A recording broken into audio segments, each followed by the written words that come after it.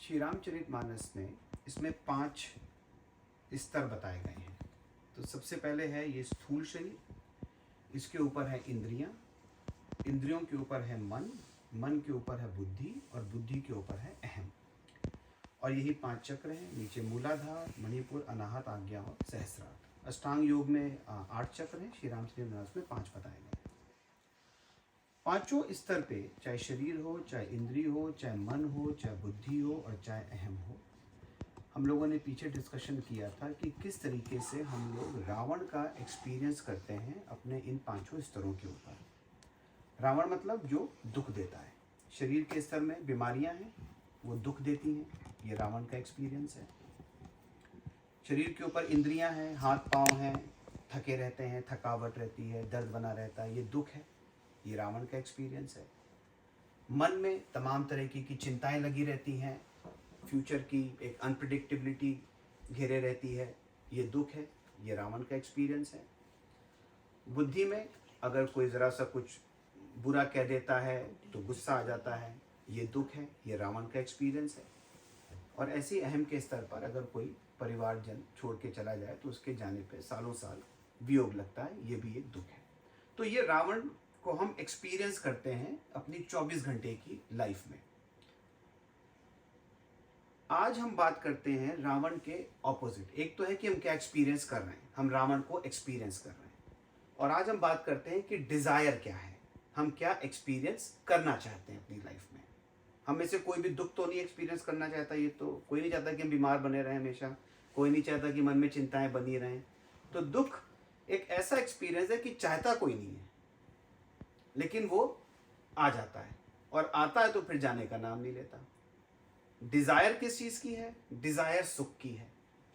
सुख के साथ चैलेंज ये है कि चाहते तो हैं लेकिन वो आता नहीं है, और अगर आता है तो वो टिकता नहीं है। आज शरीर में एक बीमारी खत्म हुई तो थोड़ा देर के लिए हमको मजा आ गया, 2-3 हफ्ते बाद फिर कुछ मौसम बदला, फिर सर्दी जुकाम शुरू हो गया। आज हम लोगों ने अपने क्या कहते हैं घर की एस्क्रो साइन कर दी, तो 2-3 हफ्ते 2 साल तक तो बड़ा मजा आया, उसके बाद वो फिर हो गया, फिर कोई और नई चीज आ गई, फिर दुख आ गया। तो आज हम बात करते हैं कि डिजायर किस चीज की है। डिजायर है राम की। तो जिस तरीके से मैंने बताया, रावण का एक रूप है, हम लोगों ने बनाया, उसकी एक बॉडी है, काला रंग है सब, और एक उसका स्वरूप है। स्वरूप मतलब कैसे उसको हम एक्सपीरियंस करते हैं। आज हम बात करते हैं कि डिजायर किस चीज की है। डिजायर है राम की। तो राम का रूप सबको पता है, एक मेल की बॉडी है, बढ़िया स्ट्रांग बॉडी है, सांवला रंग है, इतने बड़े राज्य के वो युवराज हैं, 3 भाई हैं, माता हैं, फादर हैं, शादी हुई कितनी बढ़िया, ससुराल बहुत बढ़िया मिली उनको। फिर उसके बाद अपने बेटे का कर्तव्य निभाते हुए जो फादर ने वचन दिया उसको पूरा किया। जंगल में गए, वहाँ पर वाइफ के ऊपर, फैमिली के ऊपर ज़रा सा किसी ने कुछ प्रॉब्लम क्रिएट करी तो चढ़ाई कर दी उसके ऊपर। तो ये राम का रूप है, जिसको कहा गया मर्यादा पुरुषोत्तम। राम जो है वो मर्यादा पुरुषोत्तम है, कृष्ण जो है वो लीला पुरुषोत्तम है। दोनों में डिफरेंस है, कभी कृष्ण के बारे में चर्चा करेंगे। तो मर्यादा पुरुषोत्तम की जो भी राम का रूप है, और अब राम का स्वरूप है। तो राम का स्वरूप क्या है? ये रावण के एकदम ऑपोजिट है। इसको समझना बहुत इजी होगा क्योंकि रावण को हम लोग समझ चुके हैं। शरीर में बीमारियों का एक्सपीरियंस है, ये रावण है। लेकिन डिजायर किस चीज की है? हेल्थ की डिजायर है, और हेल्थ ऐसी जो अनफेलिंग हो। हमें ऐसी हेल्थ नहीं चाहिए कि अच्छा यार 1 हफ्ते तक खांसी ना आए, फिर उसके बाद खांसी आ जाए तो कोई बात नहीं, ये तो किसी को नहीं चाहिए ना। हमेशा परमानेंट चाहिए कि हम हेल्दी रहें। तो डिजायर है अनफेलिंग हेल्थ की। हाथ पांव ऐसा ना हो कि गर्मियों में काम करें लेकिन सर्दियों में काम नहीं करें तब भी चलेगा, ऐसा तो नहीं चाहते हैं। जो हम चाहते हैं कि गर्मियों में शरीर बना रहे, वैसे सर्दियों में भी हाथ पांव काम करें। तो ये है वाइब्रेंट वाइटैलिटी, ये राम की डिजायर है। मन के स्तर पे हम क्या चाहते हैं? अबाइडिंग हैप्पीनेस, हमेशा सुख बना रहे, लेकिन सुख पूरा बनता नहीं है, आगे पीछे मन रूप होता रहता है। तो ये राम का एक्सपीरियंस है, अबाइडिंग हैप्पीनेस। बुद्धि के स्तर पे हम क्या चाहते हैं? कि हमको बुरा ना लगे, कोई कुछ भी कहे, कोई कुछ भी कहे, हम उसमें सम रहें। इसे कहते हैं प्रोफाउंड नॉलेज। आपको इस चीज का ज्ञान हो जाए कि सामने वाला अगर आपके लिए कुछ बुरा कह भी रहा है तो गलती उसकी नहीं है, हमने उससे एक्सपेक्टेशन कर रखी है, तो हमारी गलती है। जिस बात इस चीज का ज्ञान हो जाएगा आपको बुरा लगना बंद हो जाएगा। तो ये राम का एक्सपीरियंस है। और ऐसी अहम के स्तर पर अभी क्या होता है, कोई छोड़ के चला गया तो रुलाई छूट जाती है, सालों साल जो है हम परेशान रहते हैं। चाहते क्या है कि भाई जो चला गया वो अपने अगले जीवन में चला गया, अपनी साइकिल शुरू कर दी, हम अपने आप को वहाँ से हटाना चाहते हैं, तो इसको कहते हैं प्रोफाउंड लव। तो ये राम और रावण के एक्सपीरियंसेस में डिफरेंस है। बीमारी वर्सेस हेल्थ, थकावट वर्सेस वाइटैलिटी, दुख वर्सेस हैप्पीनेस, अहंकार वर्सेस नॉलेज, और वियोग वर्सेस यूनिवर्सल प्रेम। तो एक रावण हो गया जो हम डे टू डे लाइफ में एक्सपीरियंस करते हैं, और एक राम हो गया जो हम करना चाहते हैं। अब जब हम करना चाहते हैं, अब जब हमने ये आइडेंटिफाई कर लिया कि हम लखनऊ से दिल्ली जा रहे हैं और रास्ते में वो पत्थर माइलस्टोन दिखा, उसमें लिखा कि दिल्ली अब 100 किलोमीटर है, फिर दिखा 99 है, फिर दिखा 98 है, तो कम से कम ये स्टैब्लिश कर दिया कि हमारा डायरेक्शन जो है वो सही है। तो ये तो हमने अब महसूस कर लिया। अब गाड़ी भी चलनी है, अब उसके रास्ते में चैलेंजेस भी आने हैं। तो 3 तरीके के लोग डिफाइन किए गए हैं श्री रामचरितमानस में, जो राम को डिजायर तो करते हैं, कुछ पकड़ पाते हैं, कुछ पकड़ने की प्रोसेस में है, और कुछ पकड़ भी नहीं पाते हैं। तो उसके लिए जो चौपाई आई है रामायण में वो ये आई है, विषयी साधक सिद्ध सयाने, त्रिविध जीव जग वेद बखाने। तो वेदों में लिखा है कि 3 तरीके के लोग हैं, विषयी, साधक और सिद्ध। ये 3 तरीके के लोग हैं। हम लोग क्या हैं? हम लोग अभी विषयी हैं। विषयी व्यक्ति के अंदर क्या खास बात है? विषयी व्यक्ति अपनी हर प्रॉब्लम का रीजन बाहर ढूंढने की कोशिश करेगा। खांसी आई तो क्या हुआ जी, वेदर चेंज हो रहा है इसलिए खांसी आ गई। हाथ पांव काम करना बंद गए, अरे भाई ठंड लग रही है, तो बाहर रीजन ढूंढने की कोशिश करते हैं। मन में दुख आया, अरे यार सर्कमस्टांसेस ही ऐसे हो गए हैं, तो बाहर ढूंढने की कोशिश कर रहे हैं। जो रीजन है हमारे दुख का वो हम बाहर ढूंढ रहे हैं। ईगो, किसी ने गाली दे दी तो उसको हमने रीजन बना दिया अपने दुख का। तो जो विषयी व्यक्ति है उसको अभी माइलस्टोन दिखा नहीं है, क्योंकि वो अभी भी अपनी समस्याओं का रीजन बाहर मान के चल रहा है। वो अभी भी रावण के ही एक दायरे में चल रहा है वो। अब विषय व्यक्ति के साथ क्या होता है कि सो परत्र दुख पावही और सिर धुनि धुनि पछताई, कालहि कर्महि ईश्वरहि मिथ्या दोष लगाई। कि विषय व्यक्ति परत्र दुख, मतलब पिछले जन्म में, इस जन्म में और अगले जन्म में दुख ही दुख मिलेगा, क्योंकि कालहि कर्महि ईश्वरहि मिथ्या दोष लगाई। क्योंकि उसने अपने दुखों का कारण या तो समय को माना हुआ है या अपने कर्मों को माना हुआ है, और अगर कोई रीजन नहीं मिला तो उसने फिर भगवान को ही उसका दोषी बना दिया। बट कुल मिलाकर के विषयी व्यक्ति हमेशा दुखी रहेगा। आप चाहे मनुष्य के जन्म में हो जाएं, चाहे पिछला जन्म ले लें। रामायण के हिसाब से सो परत्र दुख पावही, सिर धुनि धुनि, आप सर दीवार पे मार दोगे अपना, लेकिन जब तक आप अपने दुखों का कारण बाहर मानते रहेंगे आपको उसका सोल्यूशन नहीं मिलेगा। तो ये तो है विषय व्यक्ति। जब विषय व्यक्ति इस बात को आइडेंटिफाई कर लेता है कि भाई मेरा रास्ता गलत है, अब वो विषयी ट्रांसफॉर्म हो जाता है साधक में। तो विषयी, साधक, सिद्ध, 3 कैटेगरीज हैं। अब साधक क्या होता है? विषयी और साधक का एक्सपीरियंस सेम है। विषयी को भी बीमारी आएगी, साधक को भी बीमारी आएगी, खांसी इसको भी आएगी, खांसी इसको भी आएगी। फर्क केवल ये होगा कि जो विषयी व्यक्ति है वो अपनी खांसी का बाहर ढूंढेगा और तुरंत क्या जाएगा, चलो भाई CVS फार्मेसी, चलो देखो भाई कौन सी कफ सिरप आई हुई है। लेकिन जो साधक है, खांसी उसको भी आएगी, लेकिन उसको यह पता है कि इसका कारण वेदर का चेंज नहीं है, इसका कारण लंग्स में जमा हुआ बलगम है। अगर इस बलगम को नहीं साफ करेंगे तो काम नहीं चलेगा। अब साधक के साथ एक चीज और मैंने आप लोग को पिछली बार बताई थी कि मारीच और सुबाहु, कि उसको पता है कि इस सुबाहु को मारना है, लेकिन चूंकि इसमें समय लगेगा तो थोड़ी देर के लिए वो एक टॉनिक भी ले लेता है कि भाई अपना डे टू डे लाइफ भी चलानी है, जॉब पर भी जाना है, अब ऑफिस में बैठ के खांसते तो रहेंगे नहीं। तो ये साधक की पहचान है कि उसने आइडेंटिफाई कर लिया है कि प्रॉब्लम जो है वो अंदर है। जब तक हम अपने अंदर की प्रॉब्लम को सॉल्व नहीं कर रहे हैं तब तक हम बाहर के माध्यम से थोड़ी देर के लिए राहत अपने आप को पहुंचा दे। विषयी व्यक्ति क्या होगा, जैसी कोई परिस्थिति अच्छी हुई तो बड़ा खुश हो गया, दो चार बच्चा है गुब्बारे से खेल रहा है, जब तक गुब्बारा उसका चल रहा है ही इज वेरी हैप्पी, जैसे गुब्बारा उसका फट जाएगा रोना शुरू कर देगा वो। ये विषयी है। साधक के साथ क्या होगा, उसको पता है कि देखो परिस्थिति खराब हो रही है, परिस्थिति आपके कंट्रोल में नहीं है, चाहे वो विषयी के लिए हो और चाहे वो साधक के लिए हो। सर्कमस्टांसेस तो वैसे के वैसे ही एक्ट करेंगे आपके ऊपर, लेकिन साधक को ये पता है कि ये परिस्थिति जो मेरे सामने आई है, let me do my due diligence in tackling it.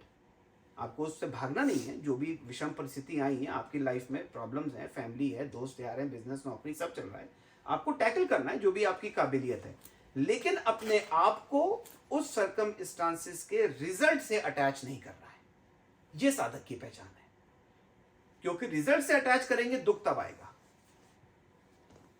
अगर एक खराब परिस्थिति आई और मैंने अपना पूरा का पूरा फोकस लगाया उसको हैंडल करने के लिए with this thought in the mind कि मेरे को इससे पॉजिटिव रिजल्ट मिले, और रिजल्ट पॉजिटिव नहीं आया, अब प्रॉब्लम आनी शुरू होती है।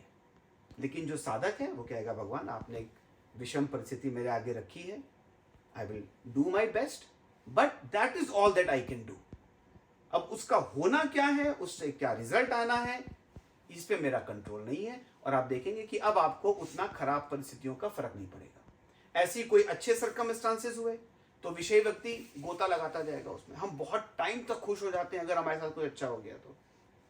लेकिन जो साधक है कहेगा थैंक यू गॉड, बहुत बढ़िया आपने घर दिलवा दिया, आपकी दुआ से हम इसको रियलिश करते हैं। लेकिन साधक को यह पता है कि कल को अगर ये घर नहीं रहा अपने पास तो उसमें दुखी होने की जरूरत नहीं है। तो सर्कमस्टांसेस आएंगे, लेकिन विषयी और साधक की अप्रोच जो है वो डिफरेंट है। ऐसी किसी ने गाली दी तो जो विषयी है उसका खून खोलता है।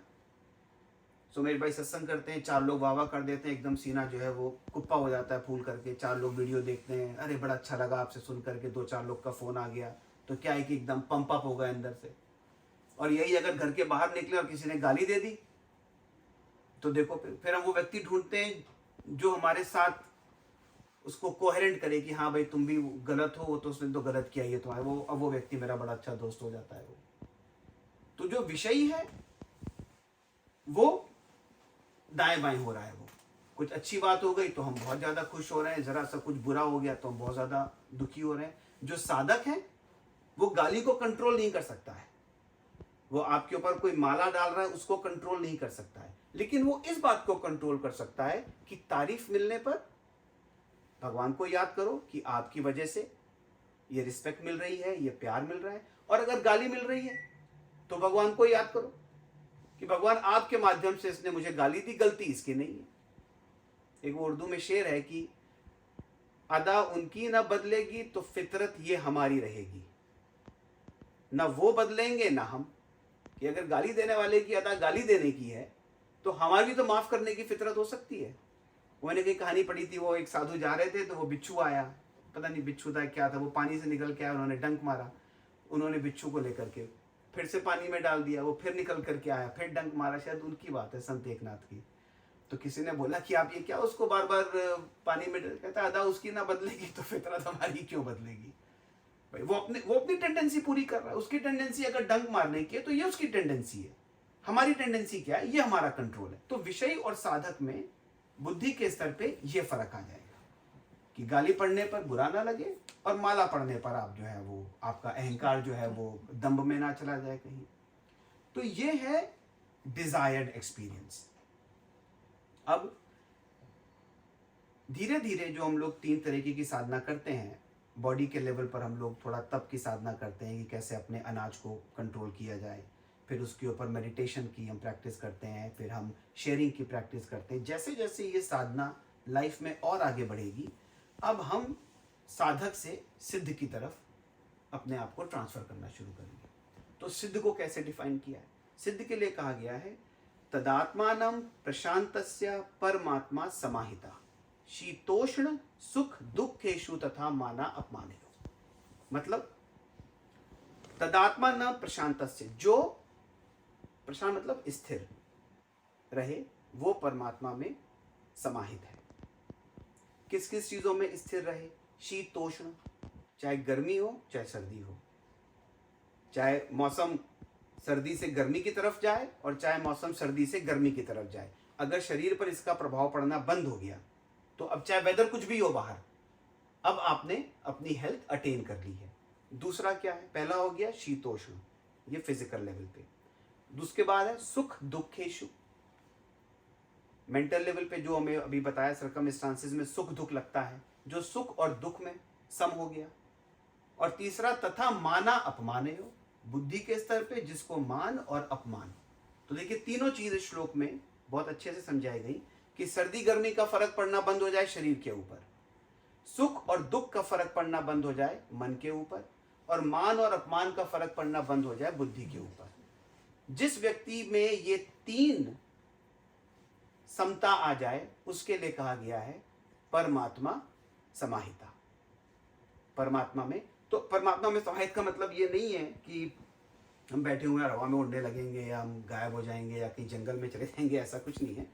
तो आप जब कभी भी राम के चरण, राम के नयन, राम की भक्ति, राम का पद, जब भी आप ये शब्द सुने तो इसका मतलब ये है कि राम का एक्सपीरियंस। तो परमात्मा में समाहित होने का मतलब है वो एक्सपीरियंस जब आ जाएगा हमारे अंदर कि बॉडी में सर्दी गर्मी का फर्क पड़ना बंद हो जाए, मन में सुख और दुख का फर्क पड़ना बंद हो जाए, और बुद्धि में मान और अपमान का फर्क पड़ना बंद हो जाए। अब ये स्टेज एक आइडियल स्टेज है। इस स्टेज के लिए हमारी साधना है, धीरे धीरे करके थोड़ा मेडिटेशन को स्ट्रॉन्ग करें। जैसे मैंने बताया कि अगर आपको देखना है आपकी बॉडी हेल्दी है कि नहीं, तो ये 5 उंगलियां हैं, क्षिति जल पावक गगन समीरा पंच रचित ये अधम शरीरा। ये बड़ा हमारा डाइटरी प्लान है। ये क्या है डाइटरी प्लान? देखिए 4 उंगलियां एक जैसी हैं और ये अंगूठा अलग है। ये तो ये बोला गया कि भाई ये 4 खाने के तत्व हैं।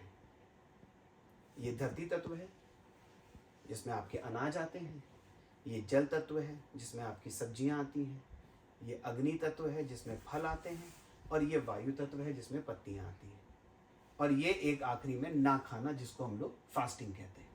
और ये जो उंगली का साइज है ये आपको गाइड करता है कि आपकी बॉडी में कौन सी मात्रा किस हिसाब से होनी चाहिए। तो अभी मैं और आशा जी बात कर रहे थे कि गेहूं से हम लोगों को इतना ज़्यादा लगाव है, होना चाहिए सबसे छोटा, सबसे छोटी देखिए उंगली अनाज की है, लेकिन हम लोगों को ऐसा पूरी कचौड़ी और पराठे का जो है पराठे भी हो फिर थोड़ा मक्खन भी आ जाए उसके ऊपर है, तो ये अनाज हो गया। उसके बाद हमको क्या चाहिए? सब्जियां चाहिए, फल चाहिए और पत्तियां चाहिए। ये तीनों देखिए सबसे ज्यादा चाहिए।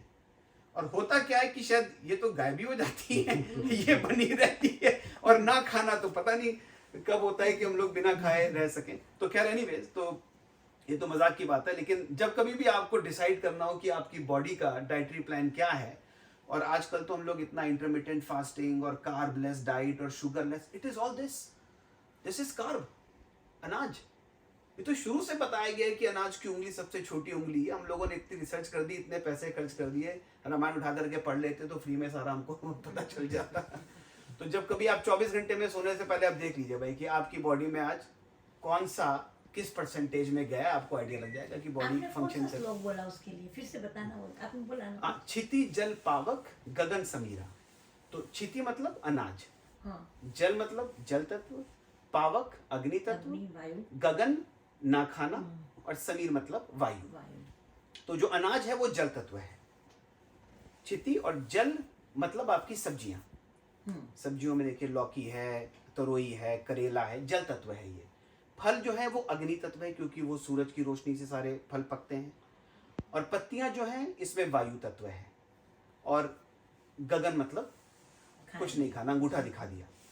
तो जितनी भी हमारी रिसर्च है, आजकल तो आप फेसबुक खोले तो कीटो डाइट भी हो रही है, हम वीगन भी कर रहे हैं, हम सब कर रहे हैं, और सब लोग लौट फेरे की एक ही चीज कह रहे हैं कि भाई अनाज के ऊपर जो है फोकस कम करो, फ्रूट बढ़ाओ, वेजिटेबल बढ़ाओ, और फिर उसके बाद ये आपकी इंटरमिटेंट फास्टिंग है। 8-8 घंटे लोग फास्ट कर रहे हैं, तो 16-16 घंटे फास्ट कर रहे हैं।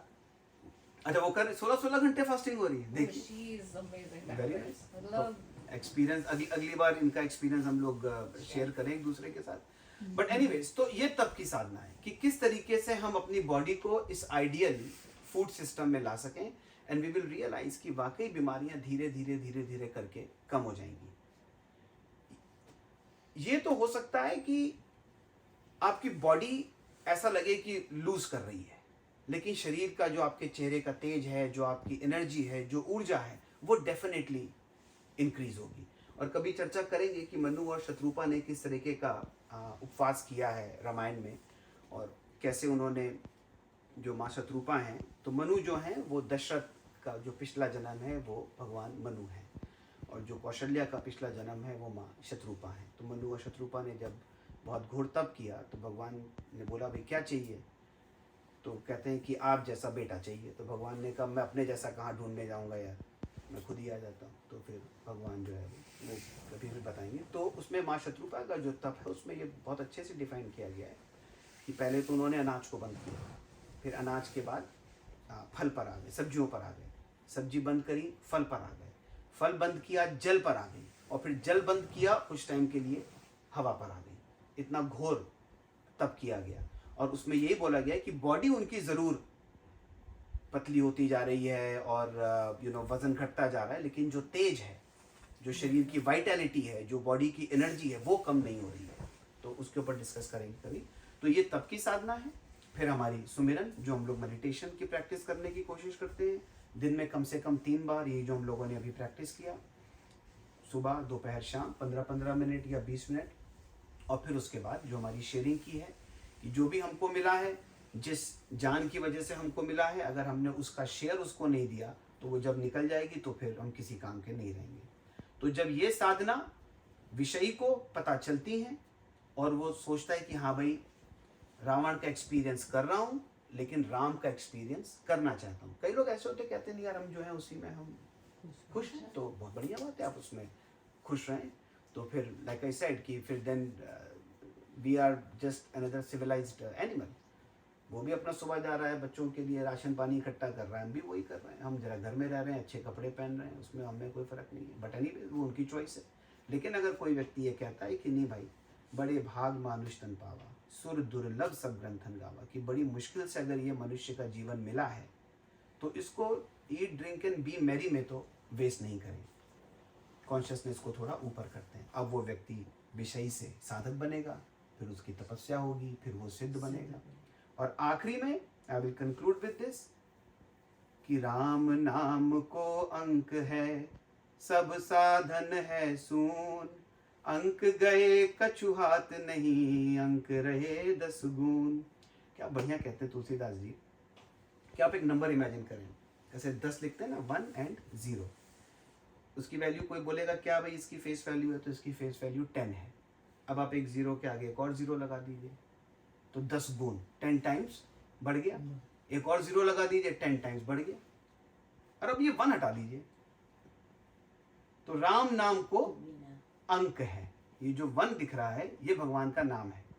भगवान का नाम मैंने पहले भी समझाया है कि जहाँ भगवान का नाम, भगवान की आँख, भगवान के चरण, भगवान का पद, इसका कोई रूप से मतलब नहीं है, एक्सपीरियंस से मतलब है। कि एक बार अगर हमने ये एक्सपीरियंस कर लिया कि हमारी बॉडी डिजीज फ्री हो सकती है, हमारा माइंड वरी लेस हो सकता है, हमारा ईगो, हम ईगो लेस हो सकते हैं, तो अगर हमने ये अंक एक्सपीरियंस कर लिया, फिर उसके बाद सारे साधनों को एंजॉय करना है।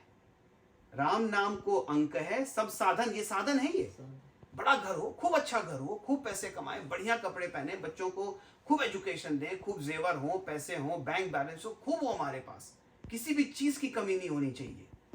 अयोध्या वासियों के पास जब भगवान लौट करके आए तो किसी चीज की कमी नहीं है, लेकिन उन सारे साधनों के साथ एक अंक लगा हुआ है कि राम नाम को अंक है, सब साधन है सून, अंक गए कुछ हाथ नहीं। और अगर अंक बना रहा तो we will keep on enjoying the life that we are having. तो जब कभी भी अगर मन में डाउट आए कि भाई ऐसा तो नहीं है कि इसमें कहीं ये बोले यार अगली बार मत आना, ये तो तुमको साधु वाधु ना बना दे कहीं, तो ऐसा कुछ कहने की बात नहीं है। we want to follow the same philosophy। Video सुने ना तभी वो आ जाए। तो ये बहुत खास बात है ये कि अक्सर जो है वो साधना बहुत ही ड्राइनेस को प्रोपोगेट की जाती है। हम लोगों ने जो सुना है कि तपस्या करें, पेड़ के नीचे जाएं, बड़ी ड्राइनेस ही है। रामचरितमानस की साधना में कोई ड्राइनेस नहीं है। अंक बस बना करके रखें, जो फैक्ट है उसको दिमाग में बना करके रखें कि किसी ने अगर गाली दी है तो गलती उसकी नहीं है, किसी ने अगर हमारा बुरा किया है तो गलती उसकी नहीं है। अगर आज परिस्थिति खराब आई है तो उस परिस्थिति को टैकल करेंगे, अपनी तरफ से पूरी मेहनत करेंगे, लेकिन रिजल्ट हमारे हाथ में नहीं है। अगर आज सर्कमस्टांसेस अच्छे हो गए हैं तो भगवान को धन्यवाद दें उस चीज का और रेलिश करें उस अच्छे सर्कमस्टांस को। तो अंक को बना के रखें और साधन को आप एंजॉय करते जाएं, क्योंकि जिस दिन ये साधन अगर कम भी हो गए, क्योंकि अंक बना हुआ है, तो they will always be a value. तो चलिए इसी के साथ खत्म करें। बोल गुरुदेव भगवान की जय। भगवान की उपस्थिति जरूर है, बहुत जरूरी है। बस ये सबसे बड़ी बात है। बहुत जरूरी है। Thank you.